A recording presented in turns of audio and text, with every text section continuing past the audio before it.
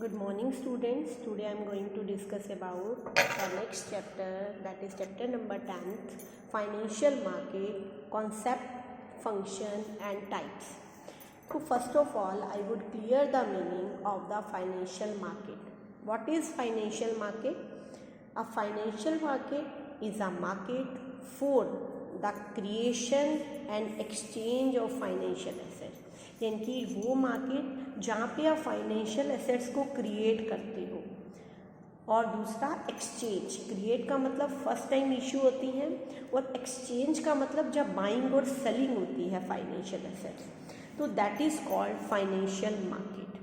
अब financial market exist wherever a financial transaction occurs, यानी कि जहाँ पे फाइनेंशियल ट्रांजैक्शन, फाइनेंशियल्स का मतलब मनी से रिलेटेड ट्रांजैक्शंस होती हैं, that is called financial market. तो financial transaction could be in the form of creation of financial asset. Creation का मतलब क्या होता है? जहाँ पे फर्स्ट टाइम शेयर्स या डिबेंचर इशू किए जाते हैं, यानी कि वो आपकी एसेट बन जाती है जब आप नए शेयर्स या नए डिबेंचर इशू करते हो. इनिशियल इशू, वो पहले से इशू नहीं होते. That is called creation of financial assets का मतलब शेयर्स या डिबेंचर. और सेकेंड, बाय द फर्म, और exchange meaning purchase and sale of existing financial asset. Means already shares या डिबेंचर या बॉन्ड इशू हो चुके हैं, उन्हीं का बाइंग और सेलिंग अगेन एंड अगेन होता है. That is called exchange of financial asset. तो फाइनेंशियल मार्केट वो प्लेस है जहाँ पे आप फाइनेंशियल एसेट्स का क्रिएशन करते हो और एक्सचेंज करते हो. अब फाइनेंशियल एसेट्स क्या होती हैं? Shares, debentures, bonds. अब क्रिएशन मीन्स जब आप फर्स्ट टाइम इशू करते हो शेयर्स या डिबेंचर्स को. कोई भी फर्म जब फर्स्ट टाइम इशू करेगी दैट इज़ कॉल्ड क्रिएशन, उसकी एसेट क्रिएट हुई है. एंड एक्सचेंज जब एग्जिस्टिंग शेयर्स, डिबेंचर्स या बॉन्ड की बाइंग और सेलिंग होती है, that is called exchange of financial asset. तो अब business is a part of economic system that consist to main sectors. Her business के इस अ पार्ट, हमारी इकोनॉमिक सिस्टम में टू मेन सेक्टर्स होते हैं और हर बिजनेस इसका एक पार्ट होता है. First part is a house hold with the save fund. House hold जो फंड को सेव करता है. And second, business firm which invest this fund, जो इन फंड्स को इन्वेस्ट करता है. तो देखिए, हाउस होल्ड्स मीन्स सेवर, हम हाउस होल्ड्स हैं. बीच में हमारा एक इंटरमीडिएरी आ गया, दैट इज़ फाइनेंशियल मार्केट. और third one is business firm. House hold ने अपनी सेविंग डिपॉजिट करी और सेविंग से उसने फाइनेंशियल एसेट्स परचेज करी. जो फंड जाएगा, वो शेयर्स इशू हुए या डिबेंचर इशू हुए, वो उनका पैसा किसके पास जा रहा है? बिजनेस फर्म्स के. बिजनेस फर्म उस फंड को क्या करता है, जो उसने हाउस होल्ड से लिया वो इन्वेस्ट करता है. तो इसी तरह फिर बिजनेस फर्म उस पर जो रिटर्न देगा, उन रिटर्न को किसको मिलेगा? अल्टीमेटली हाउस होल्ड्स को मिलेगा. तो financial market helps to link the saver and investor by mobilising fund between them. Means जो फाइनेंशियल मार्केट है वो सेवर के फंड को मोबिलाइज करता है बिजनेस फर्म तक, क्योंकि हमारा फंड बचा हुआ है, हम उस सेविंग को कहीं इन्वेस्ट करना चाहते हैं, तो वो इन्वेस्टमेंट कौन कराता है? That is the financial market. तो फाइनेंशियल मार्केट एक एलोकेशन फंक्शन परफॉर्म करता है. What is the meaning of allocation? It allocates your direct funds available for the investment into most productive investment opportunity. Means ये आपके fund को, इनकी सेवर्स के fund को मोस्ट प्रोडक्टिव इन्वेस्टमेंट अपॉर्चुनिटी में इन्वेस्ट करने में आपका हेल्प करता है. क्लियर। तो जिस तरह say that is called financial market. तो फाइनेंशियल मार्केट से आपका फंड एक्स्ट्रा था, सेविंग था, आपने जो कंपनी ग्रो कर रही है उस कंपनी के शेयर्स या डिबेंचर में लगा दिया। तो उन जैसे जैसे वो कंपनी ग्रो करेगी उससे जो रिटर्न मिलेगा वो अल्टीमेटली किसको मिलेगा, हाउस होल्ड या सेवर्स को।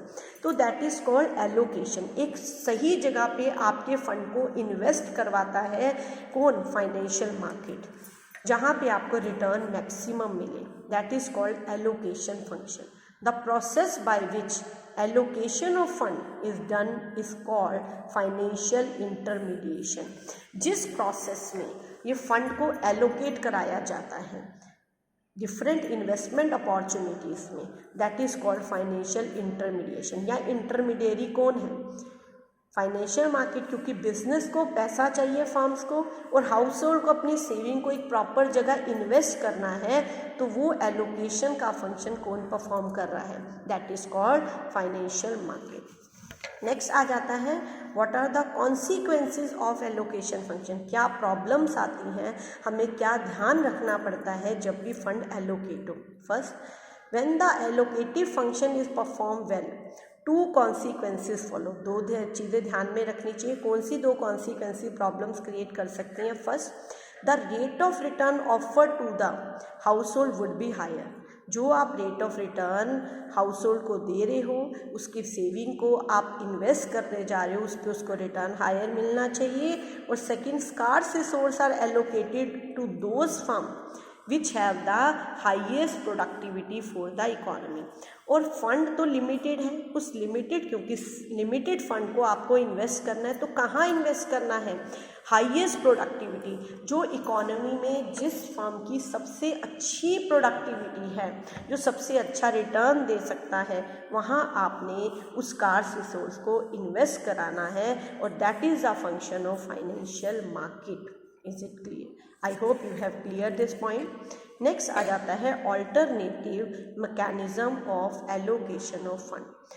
और कौन, एक तो हमने फाइनेंशियल मार्केट करा, दूसरा होता है और कौन से मैकेनिज्म होते हैं जो फंड को एलोकेट करते हैं। There are two alternative mechanism for allocation of fund. First है वाया बैंक और second via financial market. Via bank मतलब हाउस होल्ड अपने पैसे को बैंक में डिपॉजिट करता है, सरप्लस फंड, और बैंक से कौन ले जाता है, जो हाउस बिजनेस फर्म्स हैं वो बैंक से आपके जो सेविंग वाले फंड को लेंड कर लेते हैं, बोरो कर लेते हैं। सेकंड आ जाता है financial market. Household shares या डिबेंचर बाय करता है, किनकी, बिजनेस की, और वो share household shares buy करेगा, तो जो बाय करेगा जब वो फंड देगा तो फंड किसके पास चला जाएगा, फाइनेंशियल मार्केट के थ्रू उसने शेयर्स या डिबेंचर इशू करिए, अल्टीमेटली वो फर्म किसके पास जा रहा है, बिजनेस फर्म के पास। तो इस डायग्राम से क्लियर हो जाएगा। देखिए हमारे दो मैकेनिज्म होते हैं, एक बैंक के थ्रू हम अपने फंड को इन्वेस्ट कर सकते हैं और एक फाइनेंशियल मार्केट के थ्रू।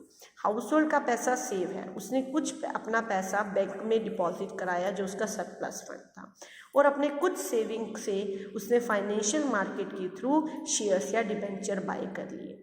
अब अल्टीमेटली जब बैंक के पास उसने पैसा डिपॉजिट किया, बैंक से लेंड किसने करा, बिजनेस फर्म ने लेंड कर लिया, उधार ले लिया, और बिजनेस फर्म बैंक को क्या देगा, उस लोन पे इंटरेस्ट देगा। और इधर से जब बैंक के पास हाउस होल्ड ने डिपॉजिट कराया तो बैंक हाउस होल्ड को उसकी डिपॉजिट पे रिटर्न पे करता है।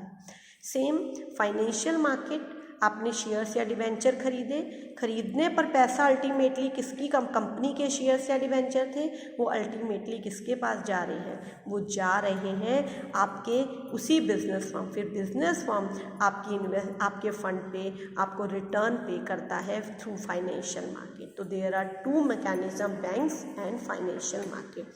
तो thus banks and financial market are competing intermediary in the system and give household a choice of where they want to place their saving। और हाउसहोल्ड को ऑप्शन होती है, वो अपनी सेविंग को बाय बैंक के थ्रू भी कर सकता है और बाय फाइनेंशियल मार्केट के थ्रू भी सेव कर सकता है। अल्टीमेटली इन्वेस्टमेंट किसके पास जा रही है, बिजनेस फर्म के पास।